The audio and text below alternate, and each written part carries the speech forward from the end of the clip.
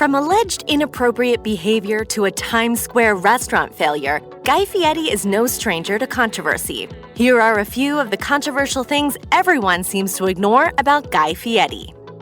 In 2011, former Diners, Drive-Ins, and Dives producer David Page might have outed Fieri, his former boss, as a homophobe, among other offenses. Page alleged that Fieri once left a restaurant because it was owned by a gay couple. He also told Minnesota's City Pages he once received a call from the Frosted Tips celebrity after he stormed off the set. Page admitted, he said, "You can't send me to talk to gay people without warning. Those people weird me out." Fieri's team insisted that the rumors were fabricated. A spokesperson replied, "He's a stand-up guy who does right by people."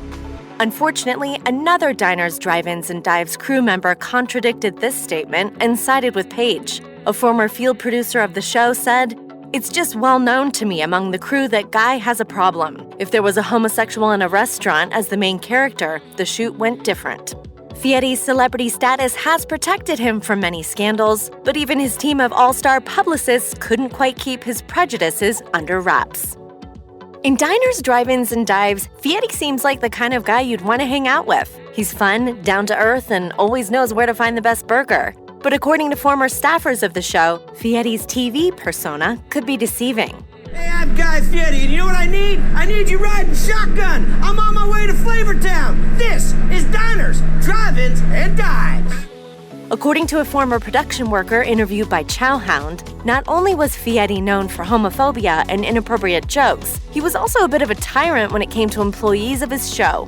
The former employee explained, Fieri had ridiculous requests at all hours of the day.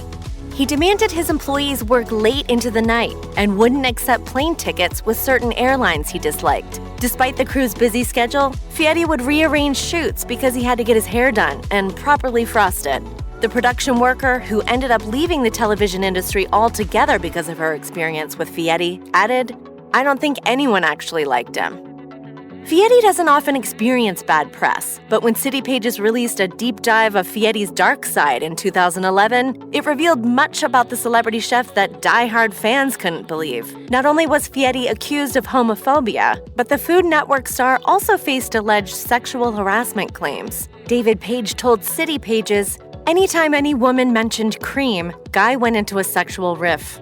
Though no women corroborated Page's claims, they didn't stop at jokes. Page also stated that Fieri had a habit of staring at women's chests when the cameras were off. He explained, "When cutting the show, you had to tell the editors to watch Guy's eyeline because it's always on breasts."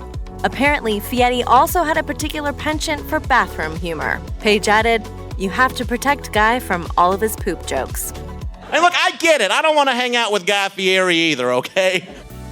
In 2012, Fieri opened his Times Square restaurant, Guy's American Kitchen and Bar, only to be met with ridicule by the New York Times. The restaurant was massive. It could seat 500 people, and the menu, according to restaurant reviewer Pete Wells, was overwhelming in its descriptions of food that didn't quite measure up in flavor. Despite Fieri's success as a television star, his restaurant ended up being a flop. Wells' eviscerating review of Guy's American Kitchen and Bar was only the beginning of the restaurant's uphill battle.